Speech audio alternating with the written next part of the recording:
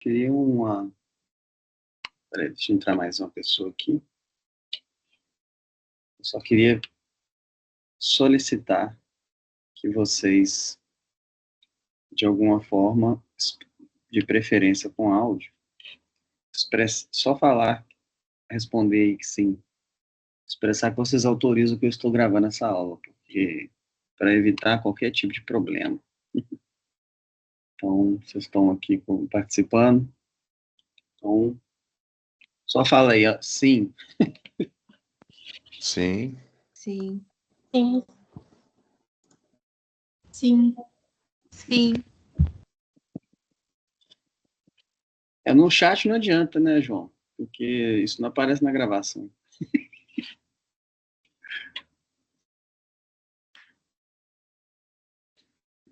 Mas tá bom. Já sei que vocês autorizaram. Então, beleza. Vamos lá. Bom, na aula passada, a gente começou falando de introdução à probabilidade. Então, eu introduzi probabilidade para vocês, correto? Quem estava na última aula aí? Você falou só sobre conjuntos. Só com conjuntos? Então, beleza. Foi. Então, introdução à probabilidade.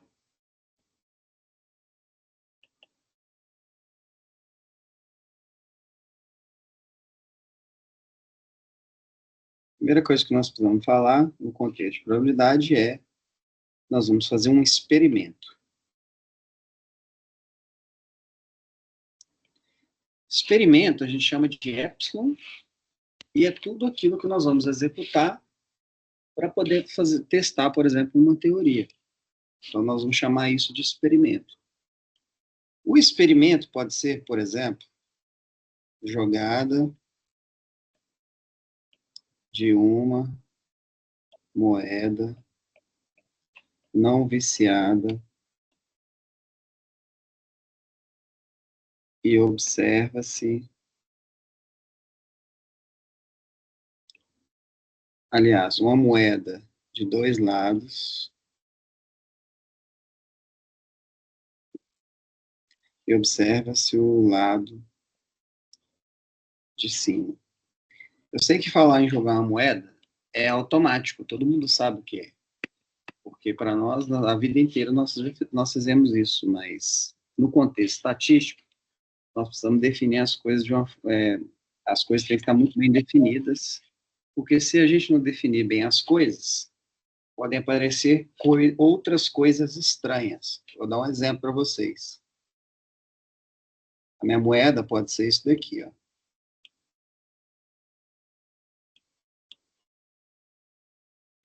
Se eu não definir meu experimento bem, isso aqui pode ser uma moeda, ó.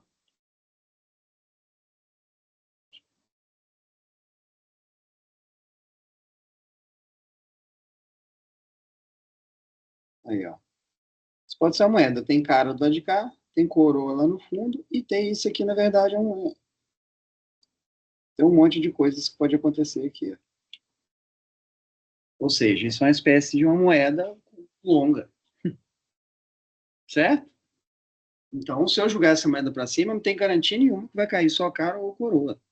Pode cair uma coisa ela de lado, assim, ó. Isso é um cilindro. Né? E se ela cair de lado assim, não vai cair nem cara nem coroa. Vai cair alguma outra coisa aqui que eu chamar esse lado do cilindro aí. Então, o experimento, no contexto estatístico, ele tem que estar muito bem definido. Então, quando vocês forem fazer o TCC de vocês, vocês vão ter que definir o experimento de uma forma bem clara e concisa, porque senão podem aparecer coisas esquisitas.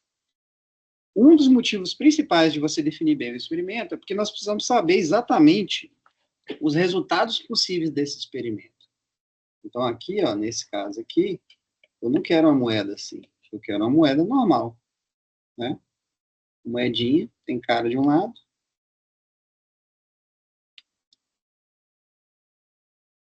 e coroa do outro. E essa moeda ela não pode ser torta igual esse daqui. Esse aqui está torta. Aí a gente chama isso daqui de viciada. Se a moeda é torta, ela é viciada. Amassada, se você amassar a moeda, dependendo de como que você amassar ela, um lado tem mais chance de cair virado para cima mais do que o outro, né? Então não pode ser assim. Então tem que ser uma coisa bem redondinha, bem feitinha. Ó, vou copiar isso aqui, ó. Copiar.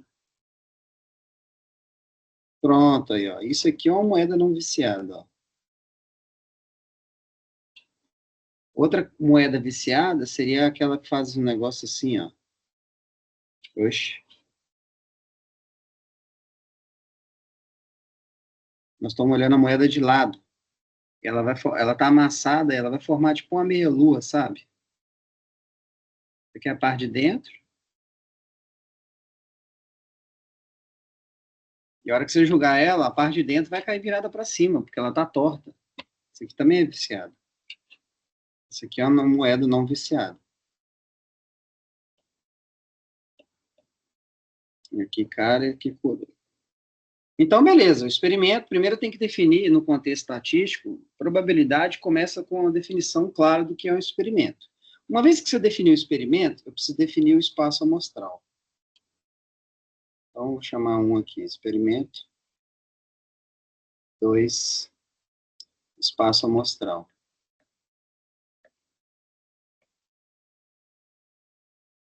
O que é o espaço amostral? Todos os possíveis valores ou resultados, né? Resultados. Isso é o espaço amostral.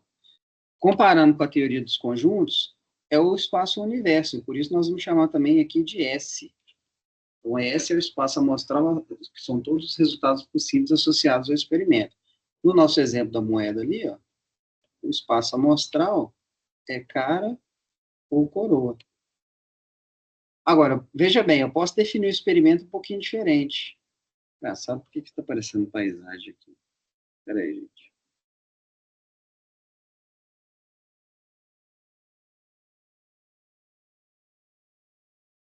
O layout da minha página está com paisagem. Que outro aqui que eu não lembro.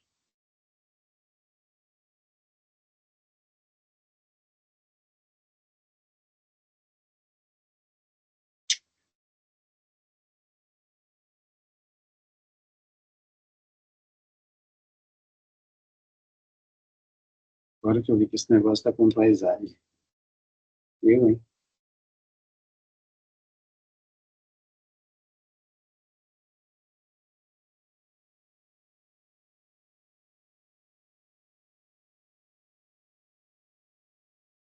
Então, eu posso ter um experimento que vai ser assim, ó.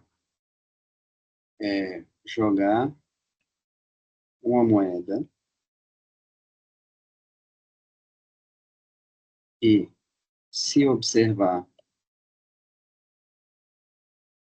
cara, marcamos 1.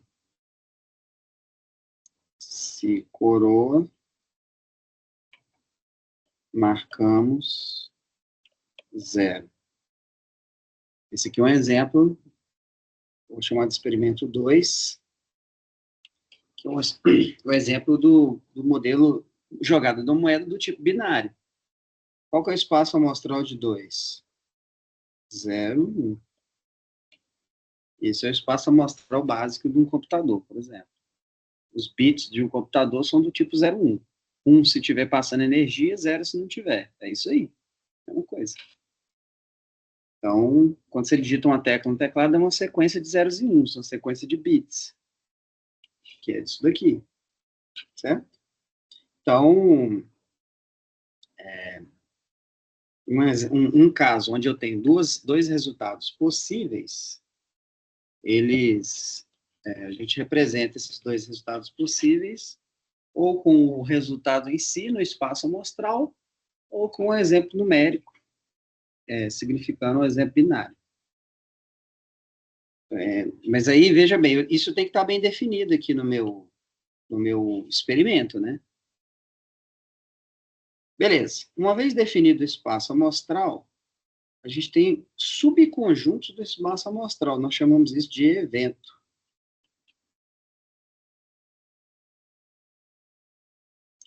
Gente, só um minutinho. Deixa eu só responder um negócio aqui que eu não posso deixar de responder.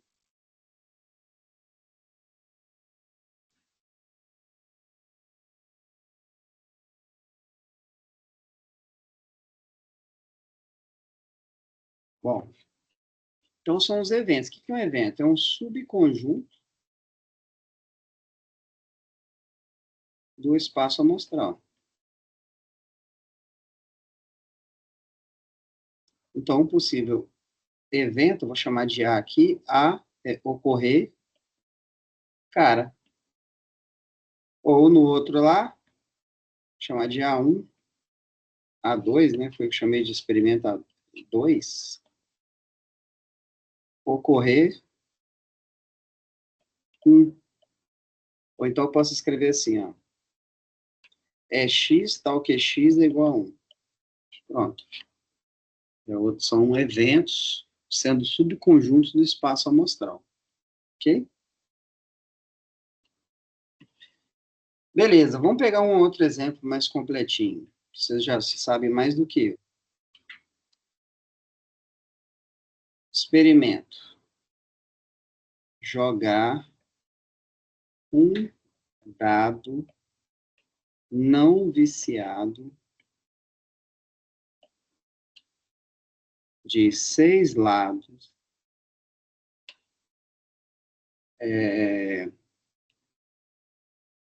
enumerados de 1 a 6. Então, veja bem, isso aí tem que estar bem claro o que é isso. O que é um dado não viciado? Um dado não viciado é um dado cujos lados todos têm o mesmo tamanho. Isso é um dado não viciado. Todos têm o mesmo tamanho, não é torto.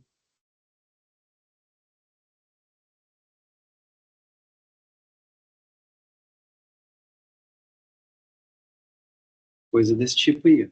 É, o meu também é torto, né? Mas vamos fazer um que é viciado. Então, esse é não viciado. Não gostei, cara. Esse negócio tá muito torto por falar que isso não é viciado. Outro. Melhor fazer assim, quer ver? Tá achando que eu sou trouxa, rapaz? Ah, fica torto agora.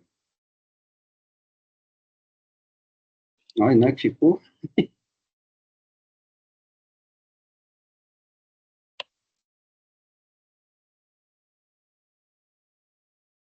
Ah, agora sim. Agora sim. Ó. Um aqui, dois aqui, três aqui, e aí vai. Esse é o não viciado.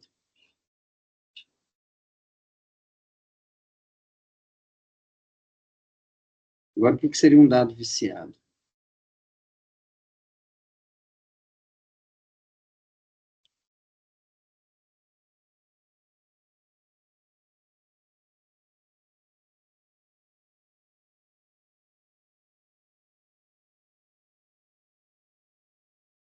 Isso seria um dado viciado.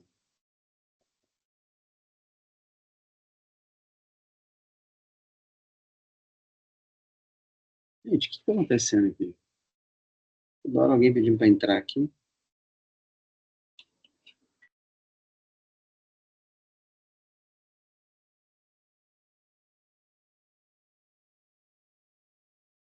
Aí, isso é um dado viciado.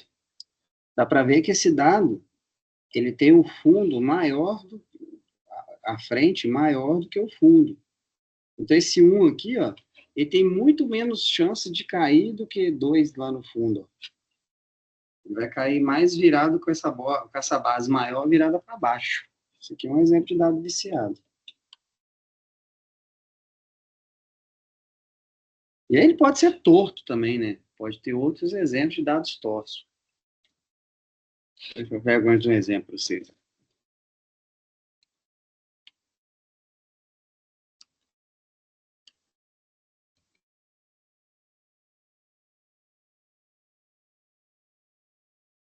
Qual que eu mostro mais um exemplo?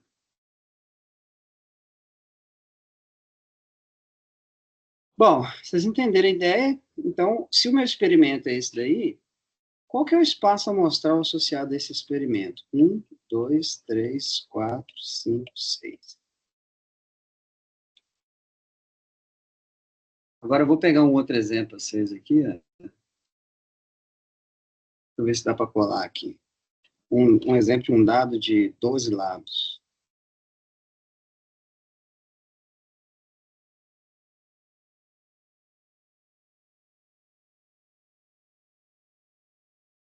Aí, ó, esse aqui é um exemplo de um dado de 12 lados. Então, ó, veja que eu tenho que definir bem o meu experimento. Ó. Vai, mas não sei porque esse 20 aqui. Um dado de 12 lados, sobrando um 20 aí. Gente, toda hora tem gente pedindo para entrar aqui. O que já está acontecendo? É mais gente chegando ou é gente caindo toda hora? Bom, então isso aqui ó, é um exemplo de um dado de 12 lados. Aqui esse 20 aqui tá errado. É,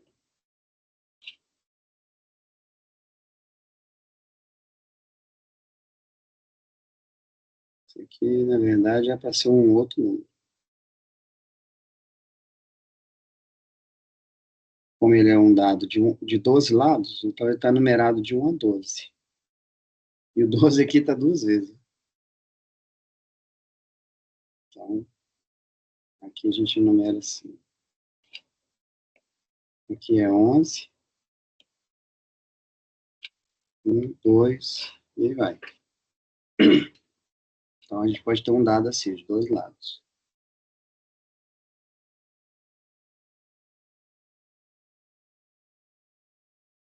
Ok. No caso do dado de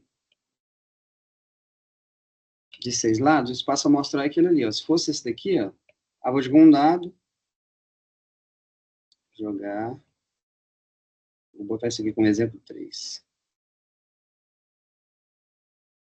Jogar um dado de 12 lados.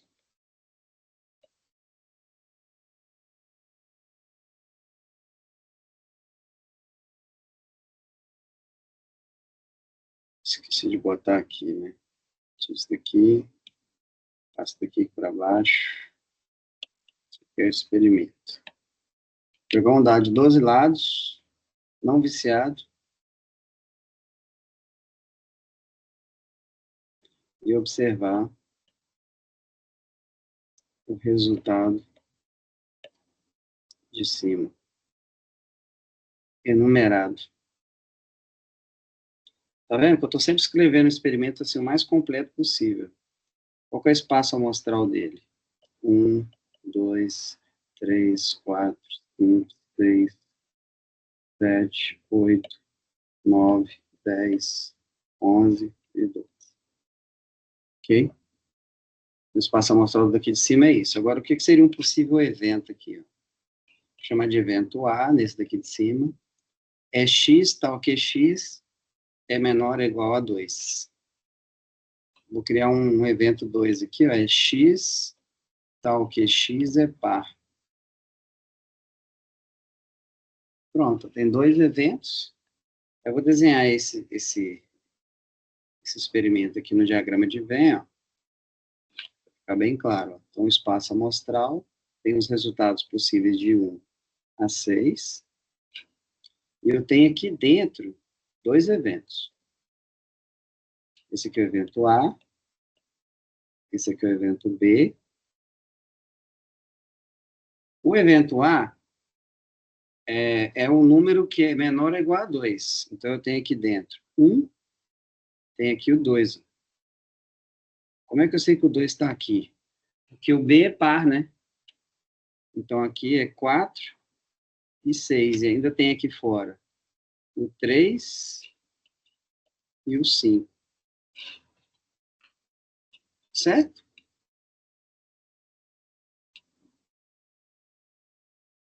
Então, eu vou pegar esse outro experimento aqui.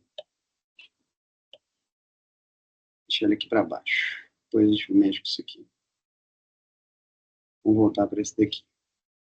Bom, daqui então, ó, o que eu vou querer saber, por exemplo? A probabilidade de A ocorrer. Então, nós precisamos falar de um quarto conceito, que é cálculo, que é probabilidade. Afinal de contas, o que é probabilidade? Precisamos definir isso bem. Para a gente aqui, probabilidade de um evento vai ser basicamente o quê? Uma contagem de número de objetos que eu tenho no evento dividido pelo número de objetos possíveis. Então, isso daqui é o número de objetos no evento A, e isso daqui, número de objetos no espaço amostral.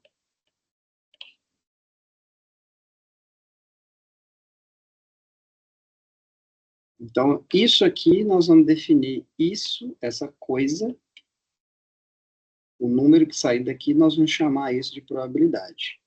Só que probabilidade, definida desse jeito, ainda é muito pobre, muito crua, né? Porque esse N aí, ó, embora um número de objetos, uma contagem, podem dar coisas esquisitas, são números divididos por números. Os números racionais, os números inteiros, por exemplo, a definição de número inteiro é um número natural dividido por outro, e isso pode dar número negativo, por exemplo, na teoria, né? Matematicamente, isso aí poderia dar número negativo. Então, vocês já ouviram falar em probabilidade negativa? Não existe isso. Então, não existe probabilidade de menos 10%. Não faz o menor sentido isso. Logicamente, não faz sentido. Então, essa probabilidade não pode ser negativa. E outra coisa também que não pode acontecer é a probabilidade acima de 100%. Porque nós estamos falando de chance. E chance, embora a gente está acostumado a lidar com percentuais, em variação percentual. Eu tinha um tênis.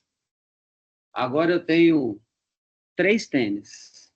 Qual foi a variação percentual? Mais 200%. Então, em termos de variação percentual, a gente pode ter uma variação percentual acima de 100%. Só que aqui não é variação percentual, aqui é cálculo de probabilidade, é chance. E a sua chance, ou você não tem chance nenhuma, ou você tem chance total, e é isso. E nós temos que limitar a probabilidade a isso. Nós não podemos simplesmente deixar essa coisa livre. Então, axiomas.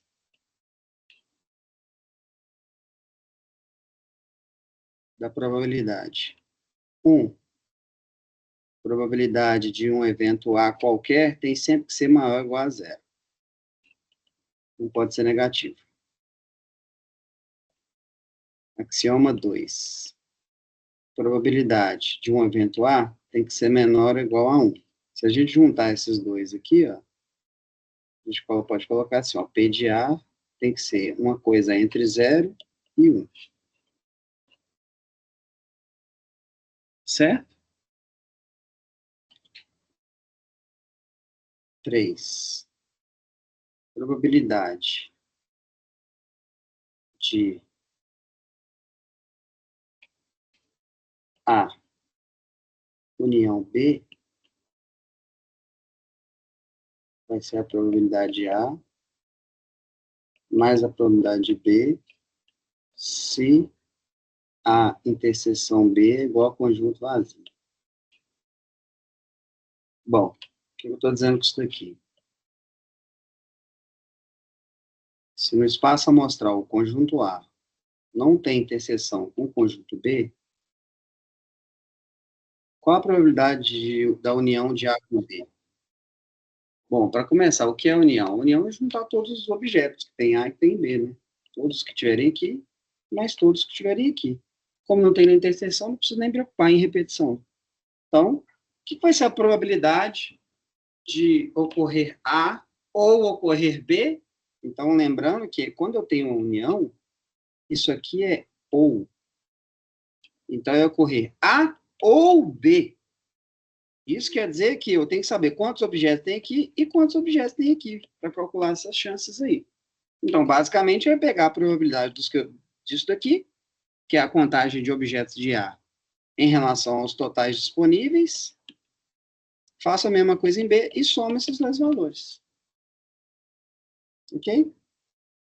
E aí eu posso escrever, eu posso ter mais de uma união. Eu escrevi para vocês na teoria de conjuntos, que a gente pode ter uma coisa assim, a probabilidade A, união B, união C. Isso é a mesma coisa que a probabilidade A mais a probabilidade B mais a probabilidade C. E se eu tiver mais?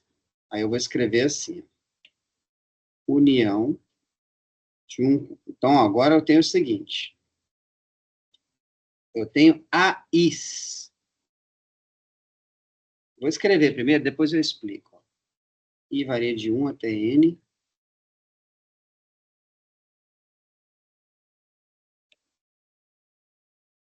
Agora eu descer com esse negócio aqui de novo.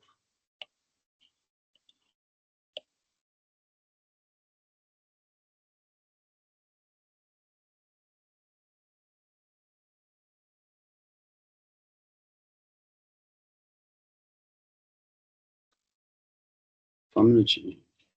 Aí. Então, seguinte. Nós vamos ter assim, ó. Suponha que eu tenho um espaço amostral, que eu tenho os eventos assim, ó. Esse aqui é um A1. O outro evento que tiver aqui é um A2. O outro que tiver aqui é um A3. O outro que tiver aqui, mas aí eu vou escrever eles todos disjuntos, assim, ó. Um A4. O outro que tiver aqui, um A5. E aí vai. Até o último lá, que eu não sei quanto, eu vou chamar de AN. Então, eu tenho N eventos disjuntos. Ou seja, eles não têm interseção. O nome disso daqui, ó, é mutuamente exclusivos ou disjuntos. Quando não tem interseção, é esse nome que a gente dá. Então, aqui, ó, eu tenho N subconjuntos. Aqui temos o espaço amostral, temos A1, A2, blá, blá, blá, até o AN, eventos disjuntos.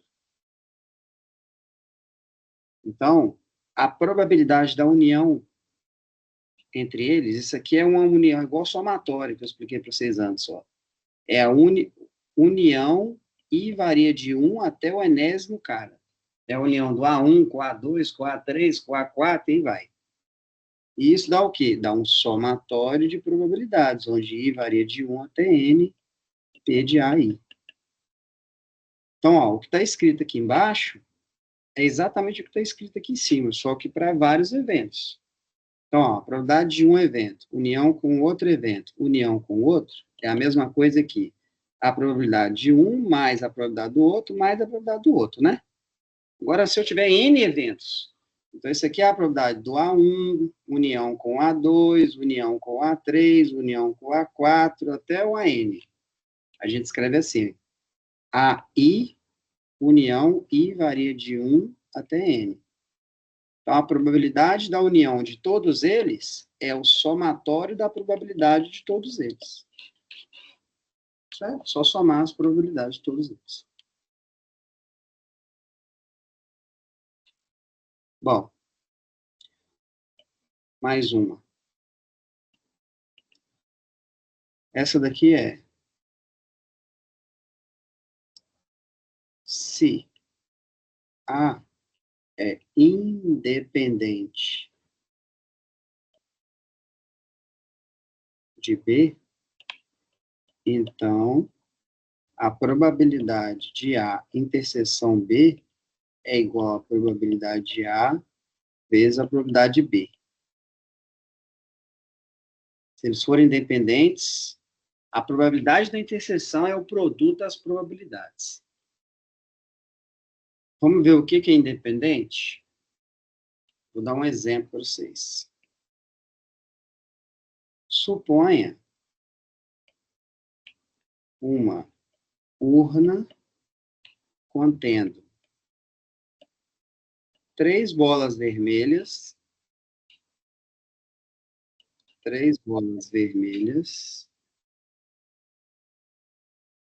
e 7 brancas.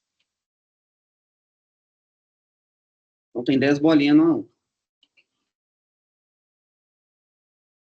Retira-se 2 bolinhas com reposição. O que é isso? Você vai tirar uma bolinha, olha a cor dela, volta aquela lá para dentro, antes de tirar a próxima. O nome disso é com reposição. Então, o que acontece? Eu vou chamar de V1, primeira bolinha vermelha. V2, segunda bolinha vermelha. B1, primeira bolinha branca. B2, segunda bolinha branca. Vejam que aqui são... Então, cada um desses aqui, ó, são eventos. Esses caras aqui, ó, são eventos. Por que eu sei disso? Porque o meu espaço amostral ele vai ser o quê? O que pode acontecer no meu espaço amostral? Pode acontecer a primeira bolinha branca, vermelha. Pode acontecer a segunda bolinha vermelha. Pode acontecer a primeira bolinha branca. Pode acontecer a segunda bolinha branca. Esse é o meu espaço amostral. Tudo que pode acontecer é isso aí. Não tem outra possibilidade. Então, se esse é o meu espaço amostral, cada um desses aí é um evento. Eles são subconjuntos do espaço amostral. Então, eu posso perguntar, uai, qual é a probabilidade de V1 interseção B2? O que eu estou perguntando com isso aqui? Qual é a probabilidade da primeira bolinha ser vermelha e a segunda ser branca? Certo? Ou eu posso perguntar qual é a probabilidade da primeira bolinha ser vermelha e a segunda também ser vermelha. É claro que essas combinações aqui, elas têm que ser combinações que fazem sentido, né? Não vai fazer sentido eu escrever assim, ó. Qual é a probabilidade de V2 interseção V1? Qual é a probabilidade da primeira, da segunda ser vermelha? É, também dá. Logicamente, não é bom escrever assim, mas também daria. Qual é a probabilidade da segunda bolinha ser vermelha e a primeira ser vermelha também? Dá para escrever também, sem problema nenhum. Mas é melhor você já escrever na ordem, né? Qual é a probabilidade da primeira ser vermelha e a segunda ser branca? E aí vai, posso calcular qualquer uma que eu quiser aqui. Bom, nesse caso aqui, ó, o que acontece? A probabilidade da primeira bolinha ser vermelha, quantas bolinhas vermelhas tem na urna? Tem 3. Então, é 3 em 10. Só que como eu volto a bolinha lá para dentro, eu tenho que fazer isso aqui vezes o quê? A probabilidade da segunda ser branca, que é 7 em 10. E eu posso fazer a multiplicação das duas probabilidades, porque esses eventos são independentes. O que é independente? O resultado da segunda bolinha não depende da bolinha que ocorreu antes. Por quê? Porque eu vou voltar lá para dentro da urna. Então, esse evento aqui, ó, a segunda retirada, ele é independente do primeiro evento. São dois eventos dentro de um só, né? Na verdade, só é um evento. Estou tirando duas bolinhas, mas tem sub-eventos aí. Eu tenho o primeiro evento, que é tirar a primeira bolinha, e o sub-evento, tirar a segunda bolinha. Só que quando eu vou tirar a segunda bolinha, eu volto com a outra lá para dentro. Então, a retirada da segunda bolinha é independente da primeira retirada. O que seria diferente se eu não voltasse aquela lá para dentro. Porque se eu não volto aquela lá para dentro, primeira bolinha foi vermelha. Qual é a probabilidade da próxima ser vermelha? Bom, agora eu tenho uma bolinha a menos lá dentro e tenho uma bolinha vermelha a menos. As chances mudaram. Então, aí o resultado da segunda depende do que aconteceu na primeira. Se ela ocorreu vermelha ou se ela ocorreu branca, vai influenciar no resultado da próxima ser branca. Certo? Então, eu dependo de saber. Então, esses são o que a gente chama de eventos dependentes. Então, nesse caso aqui, ó, é um exemplo que nós vamos fazer ainda. Eu não vou perder muito tempo explicando isso aqui. Só queria mostrar para vocês qual é a diferença, o que é um evento independente e em que contexto que eu posso calcular a probabilidade da interseção por esse produto aí. E da mesma forma que a gente teve antes, eu posso ter a probabilidade A, interseção B, interseção C, como probabilidade A vezes a probabilidade B, vezes a probabilidade C, se todos são independentes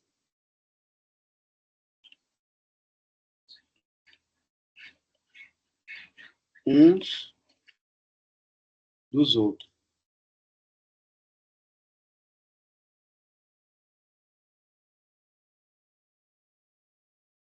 E, por fim, eu posso ter o quê? A probabilidade de...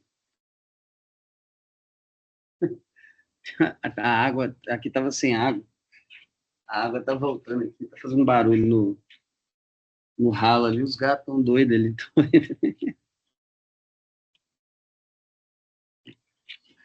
Aqui a probabilidade do quê? Do produtório, aliás, e da interseção, e varia de 1 até N dos AIs. Agora eu tenho N eventos, e eu quero saber a interseção entre eles e a probabilidade da interseção entre eles. Vai ser um produtório e varia de 1 até N da probabilidade dos AIs. Então, ó, só para ficar claro de novo, o que eu tenho aqui? Eu tenho aqui, ó,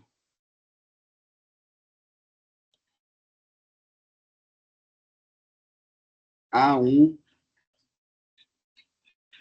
A2, A3, e aí vai, né? Tem um aqui, um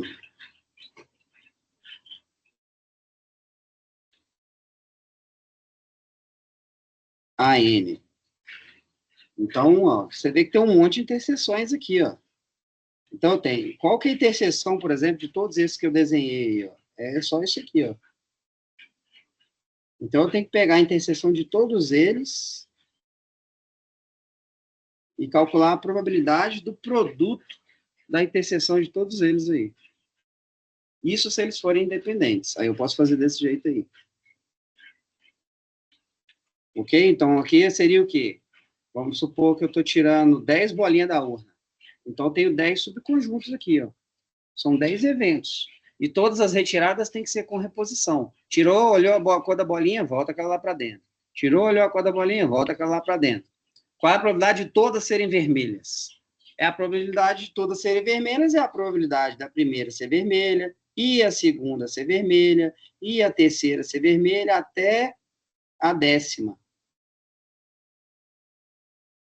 Isso aqui a gente escreve como? É a probabilidade de uma interseção e varia de 1 até 10 de AI. E isso aqui, como eles são, eu estou assumindo que eles são independentes, é a probabilidade do A1, vezes a probabilidade do A2, vezes a probabilidade do A3, vezes blá, blá, blá, vezes a probabilidade do A10. E isso daqui vai ser o quê? Um produtório e varia de 1 até 10 de P de A I. Certo? Deu para entender? Alguma dúvida até aí?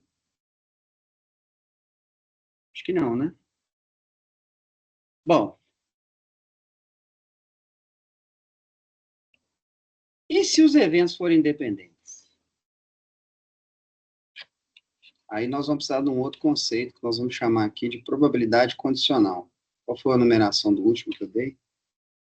4, né? Estou dentro do 4.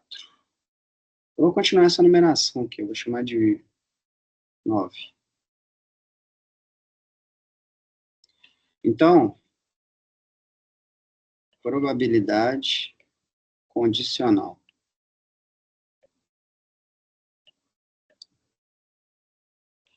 Bom, o que é a probabilidade condicional? Vou escrever aqui primeiro, depois eu explico. A probabilidade de A, a gente escreve assim, ó, uma barrinha B. Essa barrinha aqui, gente, é uma barrinha vertical, assim, ó. Não é dividido. Presta atenção nisso, hein? Isso aqui não é dividido. Barrinha vertical, B. Essa barrinha vertical, o que ela significa? Ela significa dado B,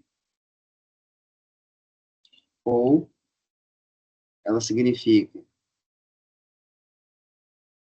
condicional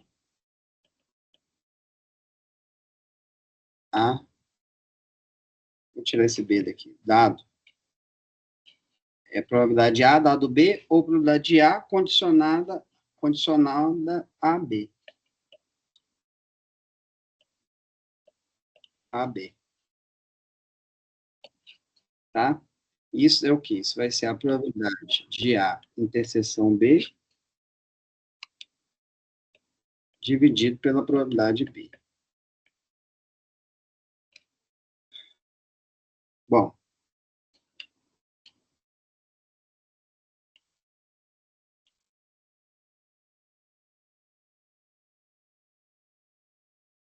isso é a probabilidade condicional.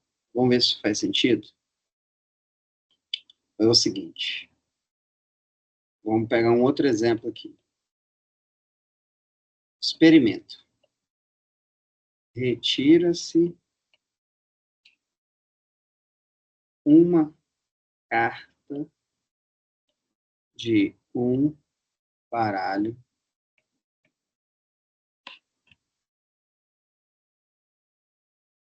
e observa-se o resultado. Bom, nesse caso, o espaço amostral de um baralho, ele é um pouquinho mais complicado, né? Ele é um espaço amostral um pouco mais complexo. É melhor você desenhar ele em diagrama de Venn. O que você faz? Divide o diagrama de Venn aqui, ó, em 4 partes. Esse evento aqui, ó, vou chamar de evento A, evento B, evento C e evento D. O que é o evento A? X está o quê? X é paus. O que é o evento B? X está o quê? X é ouro. O que é o evento C? X está o quê? X é copas. O que é o evento D? É X está o quê? X é paus. Então, eu dividi o meu baralho em todos os naipes aí, desse jeito aí, ó. Então, eu tenho, no baralho, o total de cartas são 52 cartas. Então, se eu dividir isso aqui em 4, 52 dividido por 4 dá 13. Então, cada um desses aqui, ó, tem 13 cartas aqui, ó. Tem 13. Esse daqui tem mais 13. Aqui tem 13 também. E aqui tem 13. Claro, porque 13 é galo, né? E as 13 cartas, elas são enumeradas, de 1 a 13. Só que ao invés de botar 1, os caras botam as. Então, a primeira carta é o as. Na verdade, é o 1 do baralho. Depois você tem 2, 3, 4, blá, blá, blá.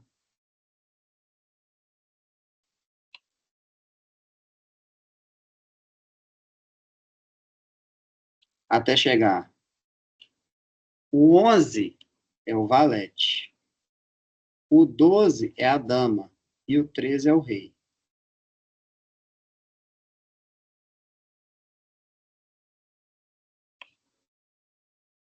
O que são letras? É para deixar o baralho ainda mais complexo. Se fosse tudo número, fica menos complexo. Dá para você deixar ele mais complexo tirando os números e botando letra. E aí o que acontece? Eu tenho subeventos aqui, se você for para pensar. Eu posso criar um outro evento C aqui. Então, ó, observe, primeira coisa. Aqui eu falei com vocês de definições, por exemplo, qual é a probabilidade de A união B? Onde é que eu falei da união aqui? Aqui, ó. Falei com vocês que a probabilidade de A união B vai ser a soma das probabilidades se A e B forem mutuamente exclusivos, ou seja, não tem interseção, que é o caso aqui. Aqui, ó. Qual que é a probabilidade de A união B? O que é o evento A? Paus. O que é o evento B? Ouro. Tem como uma carta ser de paus e ouro ao mesmo tempo? Não tem. Por quê? Porque não tem interseção. Então, não tem interseção entre esses dois eventos. Então, então você calcula a probabilidade de A mais a probabilidade de B. Pronto. Soma aí e vê quanto é que dá. E como eu tenho 13 cartas de paus, então é 13 em 52. Mais. Quantas cartas de ouro? 13 em 52. Só somar isso daqui, dá 26 em 52, vai dar aí essa probabilidade, A união B. Então, todos aqui, ó, então, ó, veja bem, eu tenho uma partição do espaço amostral aqui, ó, em 4 subconjuntos que são mutuamente exclusivos, não tem interseção entre si. Então, faz sentido a gente fazer essa análise com conjuntos sem interseção. Beleza. Tá, e aí? Bom, e daí que a gente tem o seguinte, eu posso criar um novo evento aqui agora, eu vou chamar de E. O que esse evento é? É x, tal que x é 4. X é igual a 4. Pronto, criei um evento E aqui. Quem é esse evento E? Esse evento E é isso aqui, ó.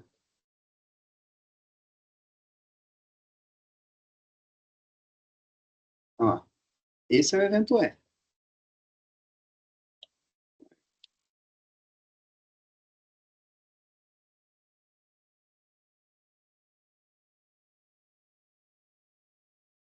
Esse aqui é o E, ó. O conjunto A, esse aqui é o conjunto A, esse aqui é o B, esse aqui é o C, esse aqui é o D, e esse aqui é o E. O E já tem interseção com os outros caras, ó.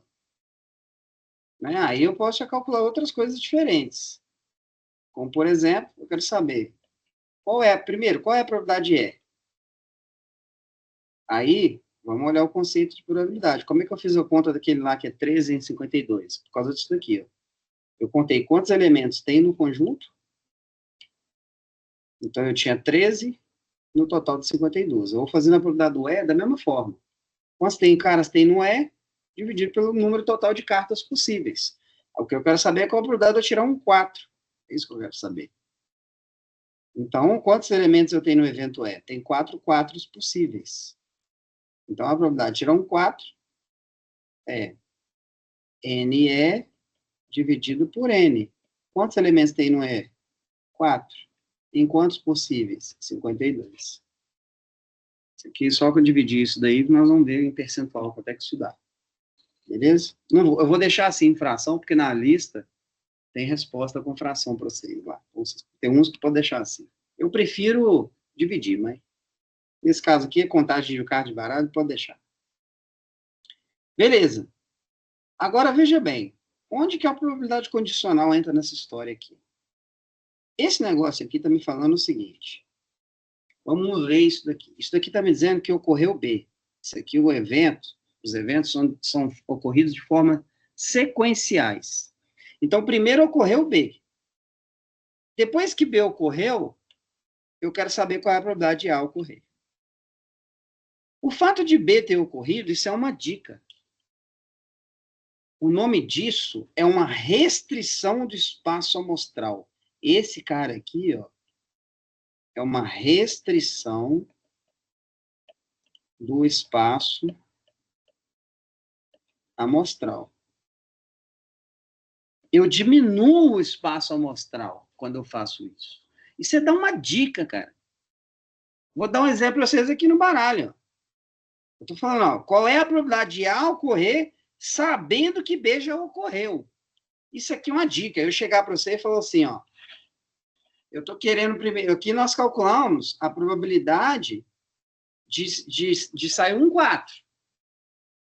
Beleza, agora eu quero saber qual é a probabilidade de sair um 4, sabendo que eu já sei, sabendo que o resultado é de paus.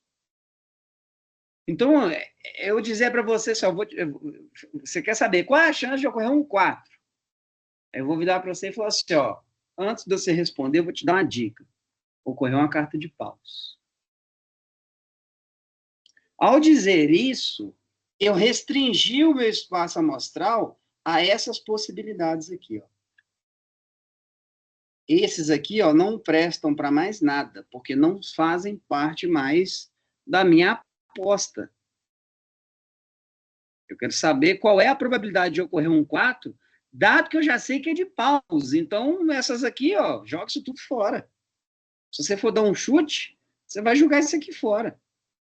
Então, vai acontecer o quê? Qual é a probabilidade de ocorrer 4, dado que é de paus? Como é que a gente escreve isso? Então, eu vou escrever isso aqui, ó.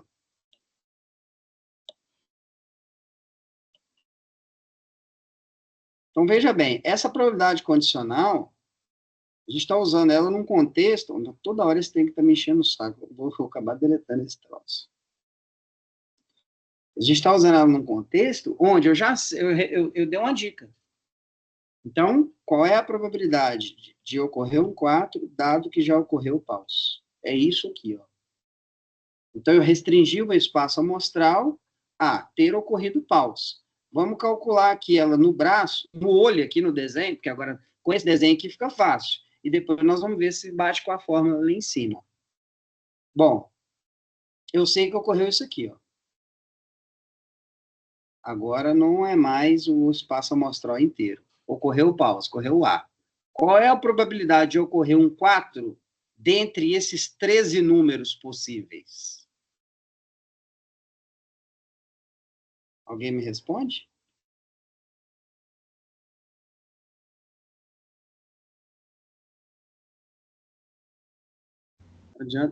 Mas pode... Tá bom.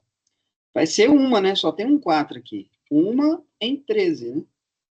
Então a gente já sabe a resposta. A resposta disso daqui é 1 em 13. No olhômetro aqui a gente consegue ver isso aqui fácil. Então, restringir isso. Só sobraram 13 agora. Não tem mais o resto. Dado que sobraram 13, qual a probabilidade de tirar um 4? Uma dessas 13. Então, 1 em 13. Certo? Beleza, agora vamos ver na fórmula. A fórmula está me dizendo fazer o seguinte: calcule a probabilidade de A interseção com B, divida pela probabilidade de B. Então, ó, vamos ver. Isso aqui está mandando eu fazer o seguinte: calcule a probabilidade de A, de E, interseção com A, e divida pela probabilidade do que foi a restrição, ó. Vou dar do A. Aqui no denominador, sempre a probabilidade do A ali. Então, beleza. Então, qual que é a probabilidade da interseção? São quantos elementos eu tenho na interseção em relação ao número de cartas possíveis. Quantos elementos eu tenho na interseção? A interseção do conjunto A com o conjunto E é esse cara aqui. Isso é a interseção. Só ele. Então, eu só tenho um. Um em quantos? Em 52. Né? Isso é a probabilidade da interseção. Se eu estivesse calculando, só a probabilidade da interseção. Então, isso aqui é 1 dividido por 52. Agora, qual é a probabilidade do evento A? A probabilidade do evento A são 13 cartas. A probabilidade de você tirar um paus. São 13 cartas possíveis em 52. Então, você pega 13 dividido por 52. Mas aí agora o 52 corta com 52, 1 sobre 13. Opa, funciona. Aí. É a mesma coisa.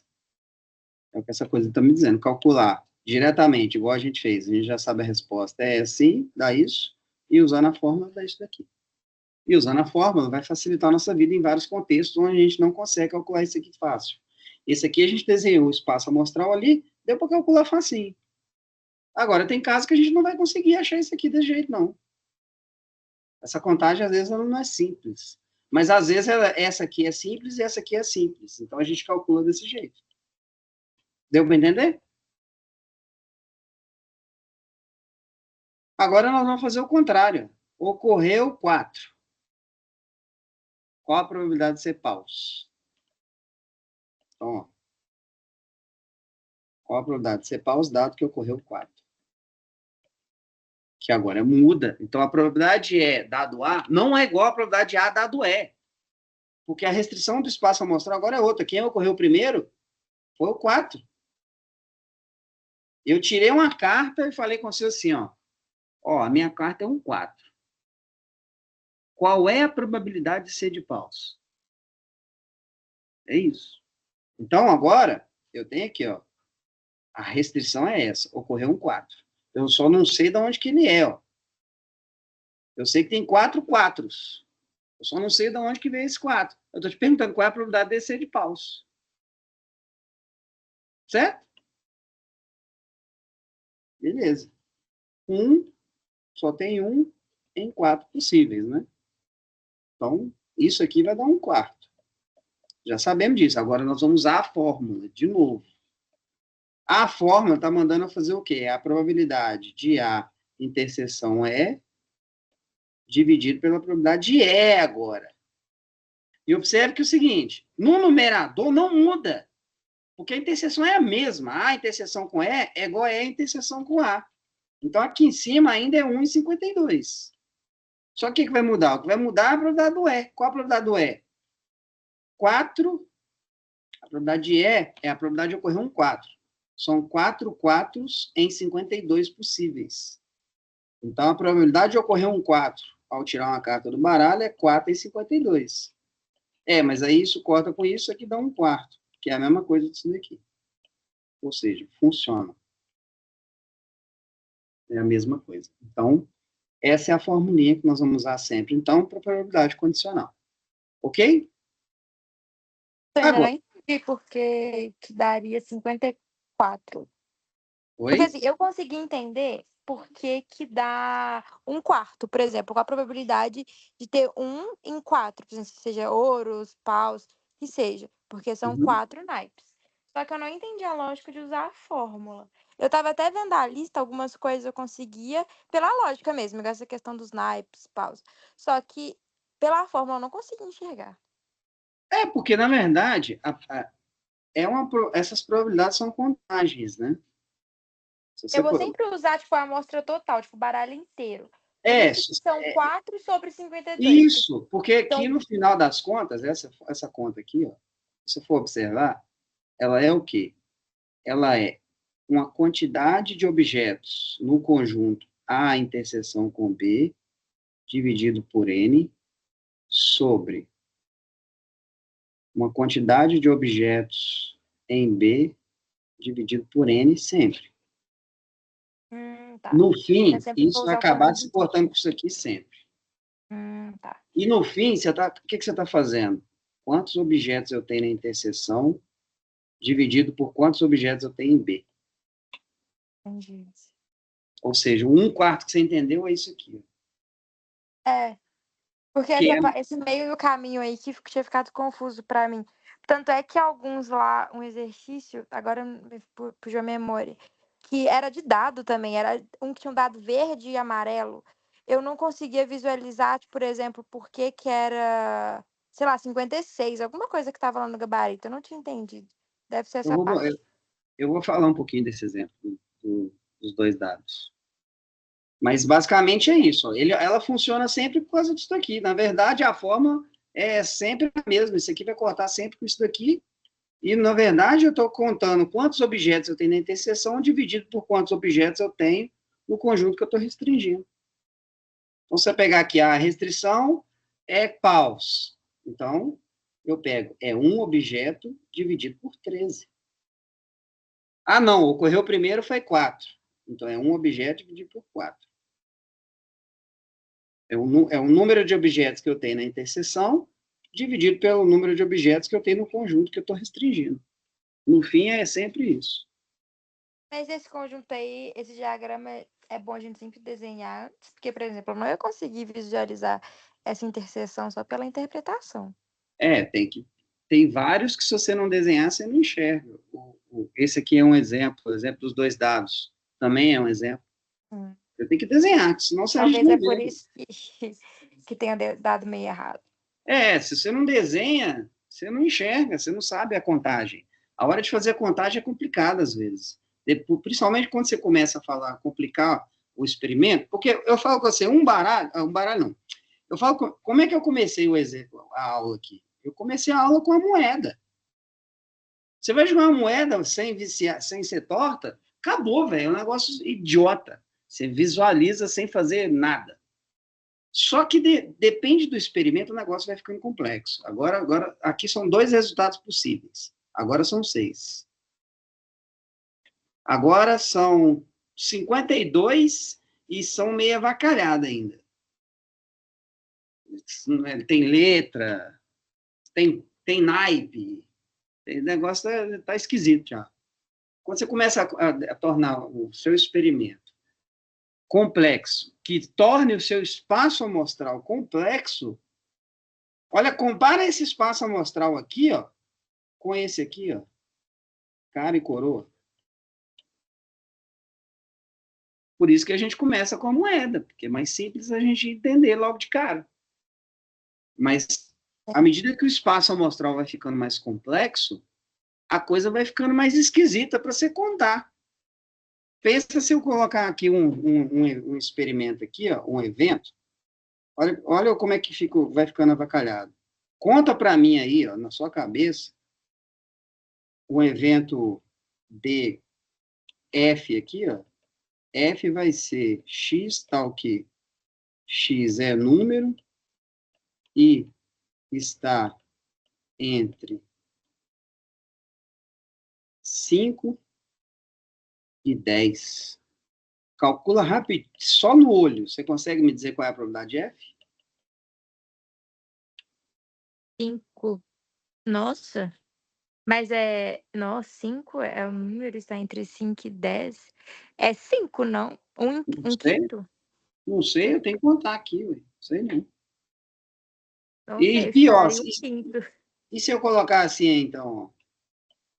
I paus. Aliás, vou colocar aí, não.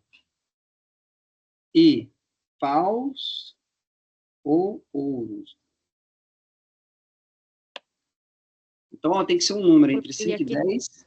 Tem que ser um número entre 5 e 10, tem que ser paus ou ouros. Tá vendo que o negócio não é tão trivial a contagem? Assim, você tem que ver lá. Aí você só vai conseguir ver isso se você vier aqui e fizer... Não, pera lá, vamos lá. Eu tenho que vir aqui e ver que, qual é os caras que ele tá falando. Né? Você vai ter que vir aqui e desenhar aqui, ó, mais fácil. Se você desenhar aqui, você vai ver rapidinho isso aí que eu acabei de falar. Agora, se você não desenhar, é um negócio que você vai ter que parar para pensar. Não sei. Então, quando o espaço amostral ele vai ficando um pouco mais complexo, não tem jeito. Aí você pensa assim, mas se você tem um exemplo tão idiota com a moeda, só com 2 resultados, por que diabos você está pegando um espaço amostral tão avacalhado como esse? Por que você está tornando o espaço amostral mais complexo? E por que você está usando moeda, dado e baralho? Porque todo exercício, toda introdução à probabilidade, todo mundo usa isso. Porque isso daqui, na verdade, todos esses aqui são exemplos que têm associação com a vida. A vida é assim. Para começar, a gente tem... Você toma decisão o dia inteiro sobre respostas binárias. Vou na aula ou não vou? Vou assistir a aula remota do professor online ou não vou?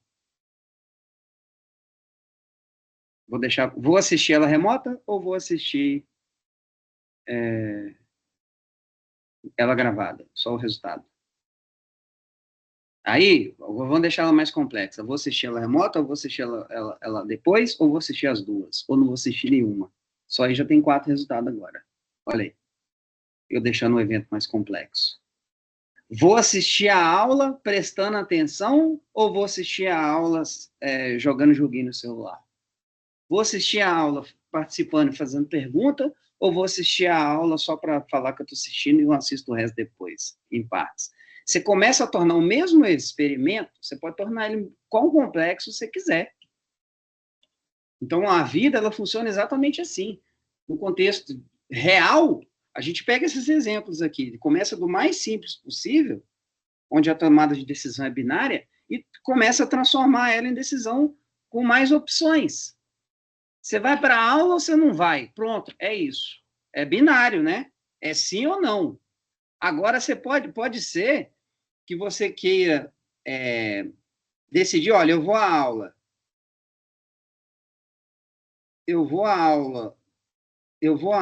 ou eu vou à festa, ou eu vou na balada, ou eu vou trabalhar, ou eu vou estudar sozinho. Pô, já colocou um monte de opções diferentes, né? E aí, eu posso criar um outro. Agora você pode, assim, ó, vou à aula. Como que eu vou à aula? Você já decidiu que você vai na aula. Você pode ir à aula de carro ou de ônibus. Duas opções. Vamos supor que você só tem duas opções. Agora, você pode ter mais de uma opção. Né? Você pode ir de carro, de ônibus ou de Uber.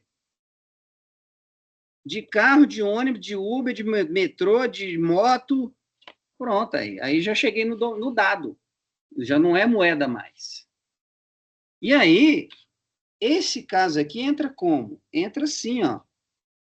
Vamos pegar um exemplo aqui. Ó. Experimento real. Exemplo real. Exemplo da vida real do baralho. Espaço amostral. Não vou nem escrever, só vou desenhar e vocês vão entender. Então, ó, o meu espaço amostral. O seu experimento aqui é meio de condução para chegar na universidade.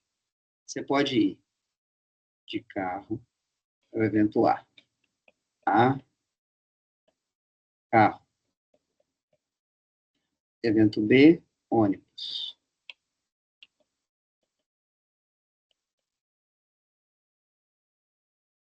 Evento C, van. Como é que escreve van?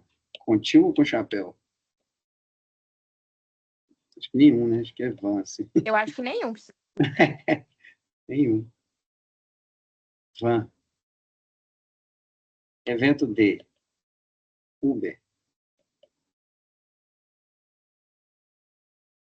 Evento E, moto. Pronto. Então, eu tenho aqui A. Oxi. Tem aqui os conjuntos. A, os eventos. B, C, D e E. São eventos mutuamente exclusivos. Eu estou supondo que você não vai ter que pegar moto e Uber ao mesmo tempo. Né? Que às vezes você pode pegar uma carona. Né? Vai de carro e ônibus.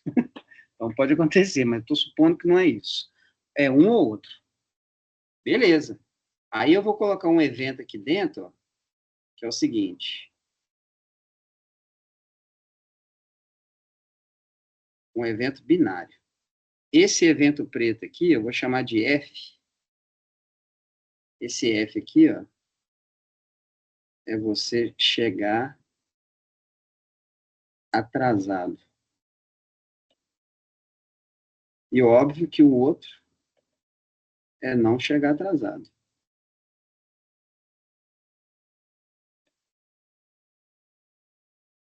Veja que o que eu fiz aqui foi misturar uma espécie de dado com moeda. Isso aqui é um evento binário com duas respostas possíveis, aqui tem 5. Só que agora eles estão misturados. Ó. O baralho é isso. O baralho é uma mistura de experimentos. Onde aqui, ó, você pode, qualquer um desses meios de condução, você pode chegar atrasado ou não chegar atrasado. Isso aqui é como jogar uma moeda. Cara ou coroa. E aí, quais meios de condução? Qualquer um desses aí. Agora vamos ao seguinte. Vamos supor que na nossa turma eu tenho o seguinte. Vamos supor que tem 40 pessoas na turma. Então, a nossa turma tem 40 pessoas. Desses 40, vou fazer o seguinte. Vou botar uns 10 aqui. Vai de carro. sei lá, 6 vai de ônibus, 4 vai de van, 3 vai de Uber e o resto vai de moto. Acho que deu os 30. Deu quanto? Deu os 40 aí? Deixa eu ver, 10. Deu 30, né? Deu 30. Bota 30, pronto. 30 pessoas. Beleza. Aí, desses 10 aqui, ó, tem a galera que chega atrasado. Vou botar 2. Então, tem 2 neguinhos aqui e aqui eu tenho 8. Vamos supor que desse aqui chega 1. Então, tem 1 aqui e tem 5 aqui. Aqui eu vou colocar 1, 1 e 4. 1, 1 e 4. Então, aqui tem 3, mais 3 aqui, mais 2 aqui e mais 3 aqui. Pronto, tá aí, ó. Montado uma contagem aí de pessoas. Então, aqui, ó, se você pegar, qual é a probabilidade... Aí eu chego na sala, pego uma pessoa aleatória. Qual a probabilidade dessa pessoa ter ido de carro? Então, eu vou ter que ver aqui. É 10 sobre 30? A probabilidade da pessoa ter ido de carro, vou ter que contar qual é o evento carro. O evento carro é esse aqui, ó. Esse é o evento carro. Quantos elementos tem no evento carro? NA sobre total. 10 em 30, 0,3333, 33,33% dessa pessoa ter ido de carro. Qual a probabilidade de ter ido de van? De van é o evento C. 4. Você vai contar NC dividido por N, dá 4 em 30, não sei quanto é que dá isso aqui em decimal, não. Beleza. Mas Deu como pra que a entender? gente aplicaria? Ah, tá. Agora, vamos supor que é o seguinte, cheguei em sala. Não, aí eu tô lá em sala, cheguei no final da aula, já não sei mais quem chegou atrasado, quem não chegou. Aí eu escolho uma pessoa aleatória. Qual a probabilidade dessa pessoa que eu escolhi ser uma das pessoas que chegou atrasada? Então, o que eu quero é a probabilidade de F. Qual é a probabilidade de F? Uma pessoa ter 9 chegado sobre aqui. 30? Eu vou ter que contar aqui, ó, quantas pessoas tem no F, no evento F. 4, 5, 6, 7, 8, 9. 9 em 30. Até aí nada demais, né? Agora, beleza. Pensa agora o seguinte. Cheguei para a pessoa e falou, você atrasou para a aula hoje, não atrasou? A pessoa responde, eu atrasei. Aí eu vou fazer o seguinte questionamento para ela. Você veio de quê? Aí ela fala, não vou responder, não. Aí eu quero levantar as chances na minha cabeça, né?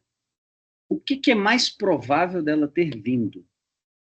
Vejam que eu já tenho uma dica. Então, eu restringi o meu espaço amostral. O meu espaço amostral está restrito. Por quê? Porque agora eu sei que ela chegou atrasada. Ela confessou. Aqui, ó. Esse é o espaço amostral agora. As outras que chegarem em dia, na hora, não conta mais. Então, eu sei que essa pessoa é uma dessas aqui, ó. Agora, o que é mais provável dela ter vindo? Eu vou ter que fazer o quê? Nossa. Calcular a probabilidade. Mas vamos fazer formal. É para isso que você vai servir a probabilidade condicional. O que você fez aí, na sua cabeça, foi a probabilidade condicional de forma indireta. A contagem que você fez foi essa aqui, ó. Você vai ter que calcular. Teoricamente, é porque seu cérebro, teoricamente, quando você já está entendendo o problema, o contexto inteiro, seu cérebro já fez rápido. Entendeu? Mas o que seu cérebro fez? O que seu cérebro fez foi isso aqui, ó.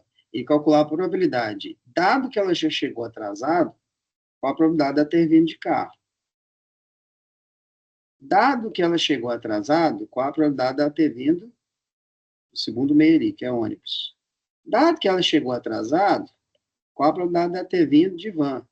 Dado que ela chegou atrasado, qual a probabilidade de ela ter ido de Uber? Dado que ela chegou atrasado, qual a probabilidade de ela ter vindo de moto? No seu caso aí, você calculou rápido, por quê? Porque você sabe que de qual contagem que depende. Todos aqui vão ter o mesmo denominador. Então, todos aqui têm qual denominador? O número O de atraso? denominador, a contagem da restrição, né? Que Uhum. chegou atrasado, tem 9. Você já sabe que aqui embaixo tem 9. Mas eu não vou fazer assim, não. Eu vou fazer usando a fórmula. Vocês já sabem que dá. Então, ó, qual a probabilidade da interseção de... O que é importante para mim aqui agora, além de tudo, é vocês acostumarem com a fórmula. Nós vamos precisar usar ela. Então, ó, essa fórmula aqui é essa. Ó. Qual a probabilidade da interseção de A com F? A com F, você tem que contar quantos tem no A e no F. No A e no F tem 2 Seria o carinhos. 2? 2 em 30 possíveis. Então, pronto. Bota aqui do jeito que está aqui. Ó, 2 em 30. Depois dividido pela probabilidade de F. Qual a probabilidade de uma pessoa chegar atrasada? Ai, tudo. 9 Em 30. em 30. Então, 9 em 30. Que vai dar 2 em 9, que você já sabia. Que era pegar esse 2 aqui e dividir por 9. Que é a minha restrição. E é isso que eu vou fazer em todos. Então, aqui, ó, é bom vocês treinarem. Eu vou deixar como dever de casa. Ó, monta o resto aqui. Ó. Vocês brincam com isso daí. Aqui você já sabe que vai dar 1 nono. Aqui é 1 nono. Aqui é 1 nono. E aqui é 4 nonos. Então, óbvio. Todos têm o mesmo denominador. Esse aqui é o mais provável. É mais provável ele ter vindo de moto.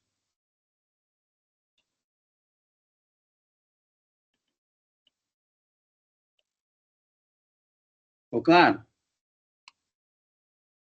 Então, esse é um exemplo do uso da probabilidade condicional. Eu estou pegando um exemplo real. Eu transformei o exemplo do baralho num exemplo real. Um exemplo um pouco mais complexo. Tá vendo? Então, é só por isso que nós vamos continuar usando. Às vezes nós usamos baralho, mas é porque isso faz sentido depois para você sofisticar esse exemplo do baralho e aplicar ele na vida real. O baralho é um exemplo bobinho do que acontece na prática. O que a gente está usando acontece todo dia. Então, quando você... Dou mais 2 exemplos para vocês, de vida real. Quando você programa uma máquina para ela tomar decisão, no contexto de machine learning, inteligência artificial, muitas vezes ela tem que tomar decisão com base em decisões binárias. Então, você fala com ela, ou ela vai para a direita, ou ela vai para a esquerda. Com que chance? Depende de uma probabilidade. A probabilidade dela ir para a direita e a probabilidade dela ir para a esquerda. E essa probabilidade depende do quê? Depende de fatores, depende de quais são os eventos que vão acontecer para a máquina tomar decisão. Então, a probabilidade dela ir para a direita, dado alguma coisa. Alguma coisa tem que acontecer para ela decidir para a direita. Mesma coisa. Alguma coisa tem que acontecer para ela decidir para a esquerda. Se vocês pegarem os carros que tem piloto automático com ajuste adaptativo hoje em dia, ele tem um sensor dianteiro. Então, o computador dentro do veículo, ele tem um sensor que recebe uma notificação de que tem um veículo próximo na dianteira e ele reduz a velocidade. Então, é uma probabilidade dele ter que reduzir, dado que ele pegou um sensor. Então, ocorrer um carro na frente dele é um evento. É tudo baseado em probabilidade condicional. Um outro exemplo é Sporting Bet. Qual é a probabilidade do Hulk fazer gol no jogo do Galo, dado o quê? Condicional a toda informação disponível de todos os jogos, de todos os times, de todos os jogadores até aqui. Então, no momento, aqui que eu estou chamando é no momento que você toma a decisão, que você vai apostar no Hulk fazer um gol. Quando você vai fazer uma aposta, na teoria, você tem que calcular essa probabilidade condicional aqui, ó, que a gente escreve assim, a probabilidade de um evento A dado dt, onde dt é toda a informação até o momento t, onde você está tomando a decisão. E você vai apostar no evento A. O evento A são vários eventos possíveis. Aí você vai pensar em todos os eventos do Sporting Bet, que todos eles são eventos A. Sendo que é condicional a toda a informação que você tem até aqui. Quantos gols o Galo fez, quantos gols o Hulk fez, quantos gols o Hulk fez de escanteio, de cabeça, quantos gols o time adversário que o Galo vai jogar toma gol de cabeça e o Hulk faz mais gol de cabeça, sei lá. Todas as informações disponíveis que você tem até aqui são uma sequência de eventos. Então, são exemplos práticos onde isso de fato é usado. Ficou claro? Uhum. Beleza. Só que aí, isso tudo não basta. Às vezes a gente começa a... Se vocês acreditam que a fórmula funciona, então vamos lá. Regra do produto. Eu mostrei para vocês que a probabilidade de A interseção B é igual à probabilidade de A vezes a probabilidade de B para eventos independentes. E se os eventos forem independentes? Subtrai? Na verdade, não. Olha a fórmula da probabilidade condicional. A probabilidade de A dado B é a probabilidade de A interseção B sobre a probabilidade de B, não é? O que acontece se eu pegar esse cara aqui, ó, e passar multiplicando para o outro lado? Posso fazer isso. Isso é uma expressão matemática, isso aqui. Eu posso passar esse cara para o outro lado lá. Então, eu vou ter probabilidade de A interseção B igual a probabilidade de B vezes a probabilidade de A dado B. Ó, achei a fórmula. Aí. Essa é a probabilidade condicional equivalente a essa daqui de cima. Só que quando os eventos são dependentes. O que é ser dependente, então, afinal de contas? Ser dependente é a chance dele ocorrer é influenciada pelo outro. Ou seja, a probabilidade condicional. Isso que é dependência. Porque se a chance dele não é influenciada pela probabilidade do outro, se eventos são independentes, a probabilidade de A, dado que B ocorreu, é a probabilidade de A. Ou seja, não depende do B. Isso que é independência. Agora, se é dependente, bom, então depende. Então não é a probabilidade do A. Se você olhar para essas duas fórmulas, elas são iguais. A diferença é que, bom, aqui tem uma ordem também, né? A diferença é que eu coloquei aqui, ó, a probabilidade do B, se você olhar do B, é essa aqui, ó. A probabilidade do B está aqui, a do B ali. A ordem do produto não altera, a ordem dos fatores não altera o produto. Então, a probabilidade do B está ali. E o outro? O outro é a probabilidade do A. E aqui embaixo, a probabilidade do A dá do B. É porque o A depende do B. Se ele não depender, é só a probabilidade do A mesmo. Deu para entender? Uhum. Então, vamos pegar o exemplo das bolinhas. Exemplo. A urna que tem 3 bolinhas brancas, 3 vermelhas, né? E 7 brancas. Agora, retira-se. Vamos fazer 2 experimentos aqui de novo. Vou repetir aquele primeiro. Então, primeiro experimento. Vou chamar de experimento 1, epsilon 1. Retira-se 2 bolinhas com reposição. Não vou ficar escrevendo tudo, não. Para a gente falar a cor, enfim, já entenderam, né? E o experimento 2, retira-se 2 bolinhas sem reposição. Então, são 2 experimentos diferentes. No experimento 1, a gente já fez ele lá em cima, e nós vamos fazer um diagrama de árvore assim, ó. Você vai tirar a primeira bolinha.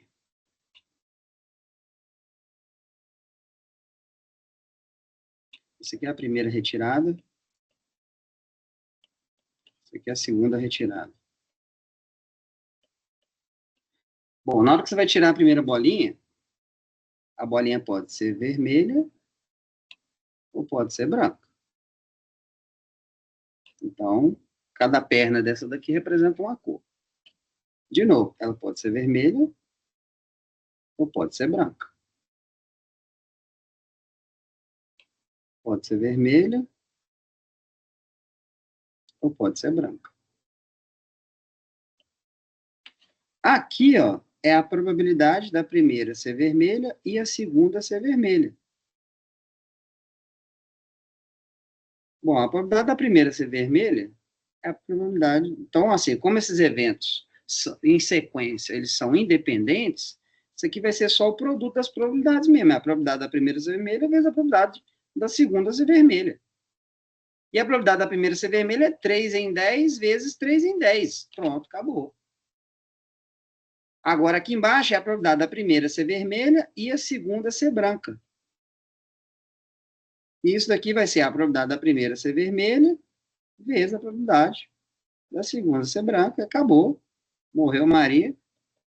3 em 10 na primeira e 7 em 10 na segunda. Aqui a probabilidade da primeira ser branca. Ó, como é que vai ser que a primeira é branca? Que ocorreu branca primeiro. Aí depois vermelha. Primeiro branca, depois vermelha. Então, a primeira é branca, a segunda é vermelha. Isso aqui é a probabilidade da primeira ser branca, vezes a probabilidade do vermelho. E isso aqui, branca, é 7 em 10, vezes 3 em 10. E a última aqui vai dar 7 em 10 ao quadrado. Não vou nem perder meu tempo. Agora, isso aqui no experimento 1, né? Epsilon 1. Agora, no Epsilon 2, o negócio muda. Então, veja que isso aqui é uma decisão do robozinho. Você está programando, queria fazer inteligência artificial. O robozinho vai para cá ou vai para lá? Vermelha e branca. A primeira retirada, segunda retirada.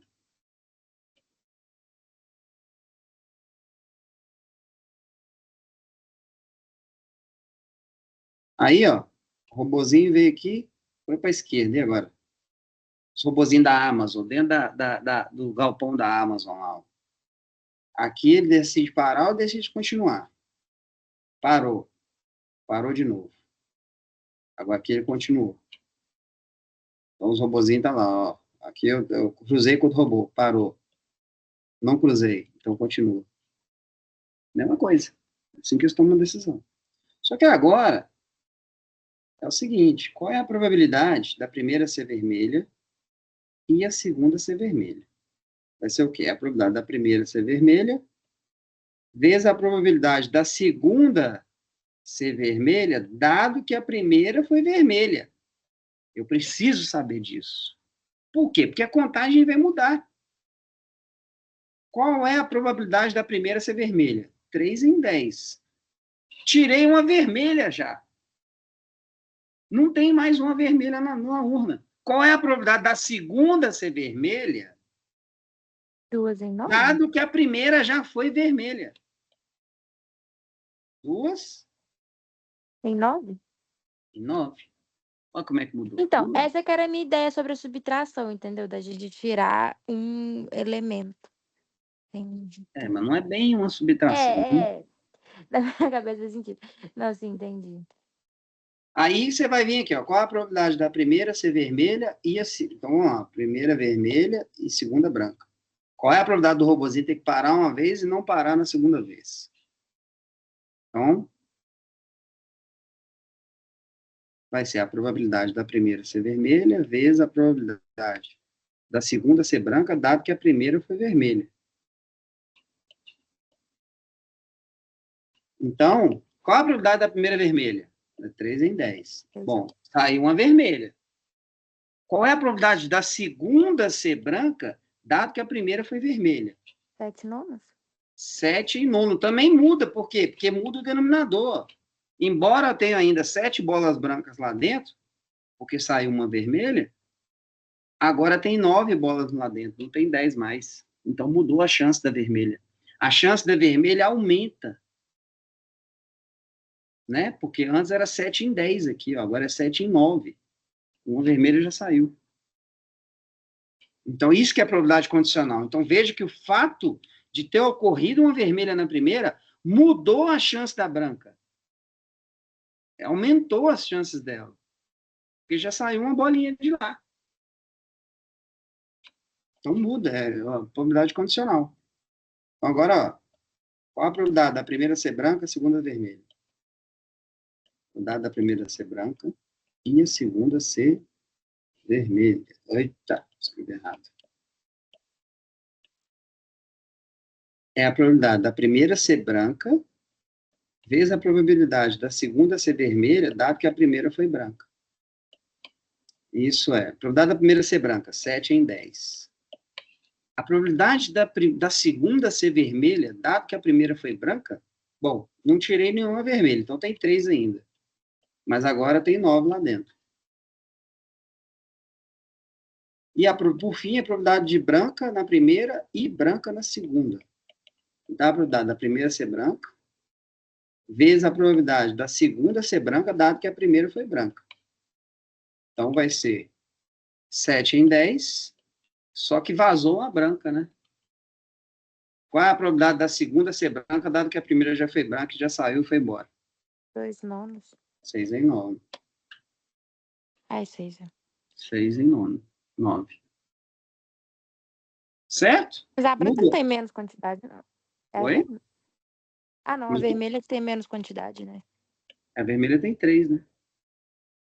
Ah, tá, verdade, fato.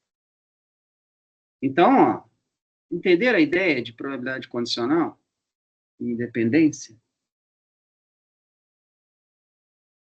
Essa é a ideia.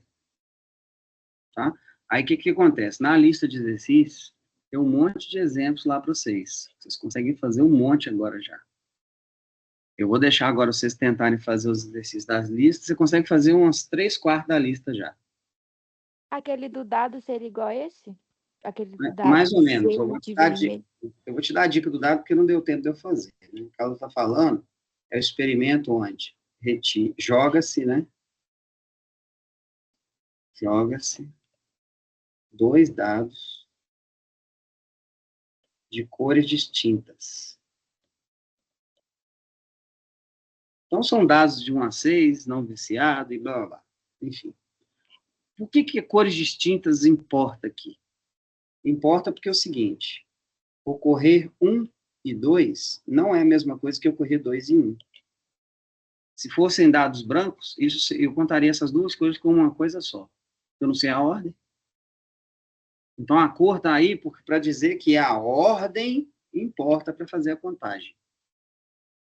Isso aqui eu conto como 2 vezes. Se fossem 2 dados brancos, eu contaria isso aqui como uma vez só. Entendi. Então, dica, você tem que montar o espaço amostral em pares. Você coloca todos os resultados possíveis aqui, ó. 1 e 1. 1 e 2, que é isso que eu ia fazer. 1 e 3. 1 e 4. 1 e 5. 1 e 6. E acaba aqui. 2 e 1. 2 e 2. 2 e 3. 2 e 4. 2 e 5. 2 e 6. Aí na última aula que eu estava dando aula para outra turma, sabe o que um aluno fez? Quando eu fiz isso aqui? Ele fez assim, ó. 3 pontinhos, 6 e 6. Errado não tá. Só que você não vai conseguir calcular, fazer as contagens que você precisa fazer. Ou seja, você precisa colocar todos aqui. Todo mundo. Por isso que você não conseguiu contar. Entendi. É porque eu realmente não desenhei, eu só, tipo, imaginei na cabeça. E desenha ele aí desse jeito e tenta fazer de novo, que você vai ver que você vai fazer fácil. Entendi. Valeu. Beleza? Então, deixa eu parar a gravação aqui.